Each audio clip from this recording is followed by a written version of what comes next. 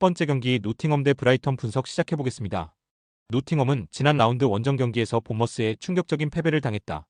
무패를 이어가는 동안 강팀들을 모두 잡아냈고 선두인 리버풀 상대로도 승점을 따냈는데 5골을 허용하며 패했다.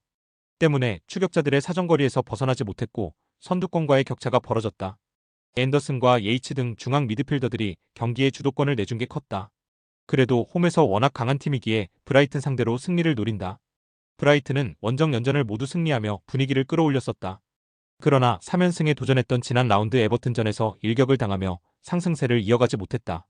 측면 공격수로 최근 풀타임을 연달아 소화 중인 미토마가 활약하며 기회를 만들었지만 월백과 페드루가 해결하지 못했다. 이 경기에서는 쉽지 않은 팀을 상대하기에 수비 위주로 나서며 역습으로 승부를 볼 것이다. 노팅엄의 승리를 본다. 브라이튼이 원정에서 좋은 성적을 내는 최근이지만 본머스전 대패의 충격을 벗어나기 위해 경기 시작부터 집중력을 끌어올릴 노팅엄 쪽으로 무게감이 실린다. 엘랑가와 실바 등이 측면에서 상대 수비를 넘어서며 경기를 주도할 것이고 크리스 우드의 확실한 마무리가 있을 노팅엄이 승리할 것이다. 두 번째 경기 헤타페 대 세비야 분석 시작해보겠습니다. 헤타페는 지난 라운드에서 난적 소시에다드를 대파하며 순위를 끌어올렸다. 우체와 페레스 등의 골이 터지며 소시에다드의 3골차 승리를 따냈다.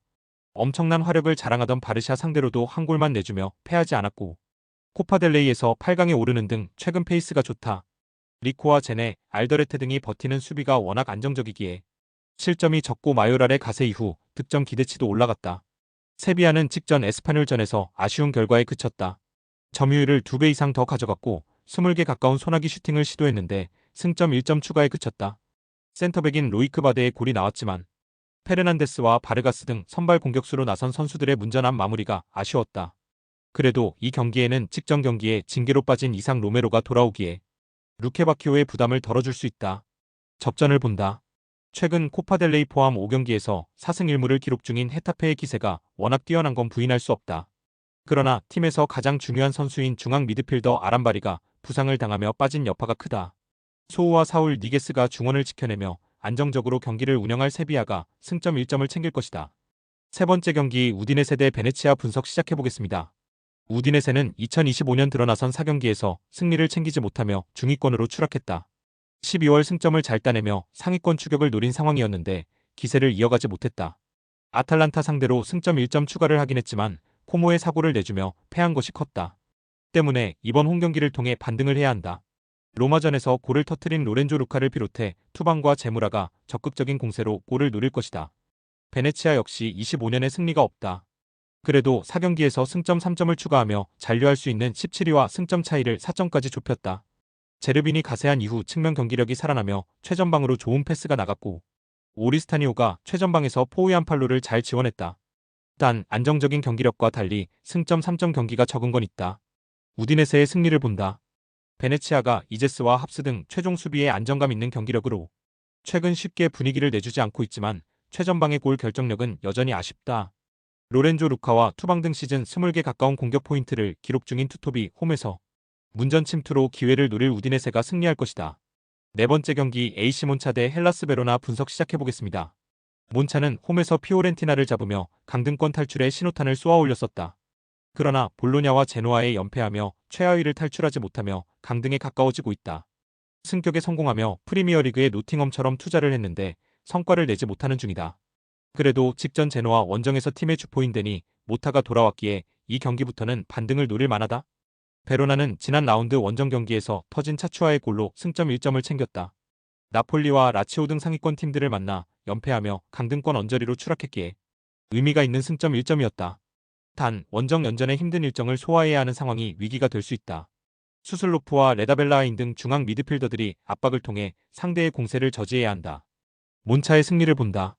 리그 최하위를 벗어나지 못하며 어려운 시즌을 보내고 있지만 홈에서 할 만한 상대를 만났기에 경기 집중력이 크게 올라갈 것이다. 또 베로나의 최종 수비가 안정감은 떨어지기에 되니 모타와 추리아 말디니의 스리톱이 충분히 공략할 수 있다. 홈의 이점도 살릴 몬차가 승리하고 연패를 벗어날 것이다. 다섯 번째 경기 슈투트가르트 대 메넨글라트바흐 분석 시작해보겠습니다. 슈투트는 리그 3연승에 성공하며 4위로 치고 올라갔지만 지난 라운드 원정 경기에서 마인츠에 패했다. 단 주중에 있었던 파리 생제르맹전을 위해 로테이션을 어느 정도 가동했음을 감안해야 한다. 이제 챔피언스리그 페이지가 끝났기에 리그에 집중하며 이 경기 승리를 노려야 한다. 운다브를 중심으로 피리히와 르월링, 라르센이 경기 내내 공격의 기여를 올릴 것이다. 글라드바흐는 보움을 완파하며 연패에서 벗어났다. 후반기 시작 이후 미넨과 레버쿠젠 등 강팀을 연달아 만나며 3연패했었는데 지난 라운드 승리로 반등의 신호탄을 쏘아 올렸다. 그러나 이번 원정에서 리그 4위 팀을 상대하기에 공격적인 운영은 쉽지 않다. 클레인디엔스트를 제외한 선수들이 수비에 치중하며 실점을 피하려 할 것이다. 접전을 본다. 슈투트가르트의 홈 경기력이 빼어나기에 경기를 주도할 수도 있다. 운다브 외에도 홈팀은 리더와 볼테메드 등 기회를 골로 연결할 선수들이 즐비하다. 그러나 바이글과 슈테거 등 중앙에서 수비 보호가 가능한 선수들이 수비에 집중할 것이고 프리드리히가 운다브를 90분 내내 집중 마크할 글라드바흐 상대로 최선의 결과를 가져가진 못할 것이다. 여섯 번째 경기 바이에른 미넨 대 홀슈타인 분석 시작해보겠습니다. 미넨은 후반기에도 연승을 이어가며 리그 선두를 질주 중이다. 라이벌인 레버쿠젠의 추격이 있었는데 레버쿠젠이 라이프치히와 비긴 사이 승점 차를 더 벌렸다. 리그 24개의 공격 포인트로 득점과 공격 포인트 모두 선두를 질주 중인 해리 케인의 존재감이 확실하고 올리세도 이적 첫해 12개의 공격 포인트를 기록 중이다. 분데스리가 최강의 센터백인 김민재의 존재감도 대단하기에 연승 도전을 이어가려 할 것이다. 홀슈타인은 도르트문트전 승리로 리그 최하위를 벗어났다. 그러나 두 경기에서 승점 1점 추가에 그치며 여전히 강등권에 위치해 있다.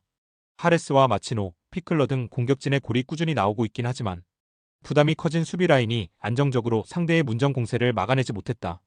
미넨의 승리를 본다. 주중에 챔스 일정을 소화하긴 했지만 홈경기였고 워낙 선수단 구성에 강점이 있기에 일정상의 부담을 느끼지 않을 것이다. 킴미히와 고레츠카 등 독일 국대 중원 듀오가 경기 내내 주도권을 잡을 것이고 무시알라와 그나브리 사네와 코망 등이 이선에서 상대 수비를 공략할 미넨이 승리할 것이다. 스포츠 당첨에 제일 중요한 건 조합입니다. 각 팀 분석을 잘한다고 하여도 조합을 못할 경우 큰 배당을 가져가지 못하는 거 다들 아실 겁니다. 그리고 유튜브에 조합을 올려드릴 수 있지만 좀 더 자세한 정보들과 배당 흐름 및 각종 이슈 등 경기 전까지 어떻게 될지 모르니 조합을 빠르게 유튜브에 올려드릴 수 없는 점 양해 부탁드립니다. 조합 신청은 아래 고정 댓글 링크로 조합 신청 말 걸어주세요. 금전 요구 및 멤버십 가입 조건 일체 없습니다. 좋은 건 서로 나눠 갑시다.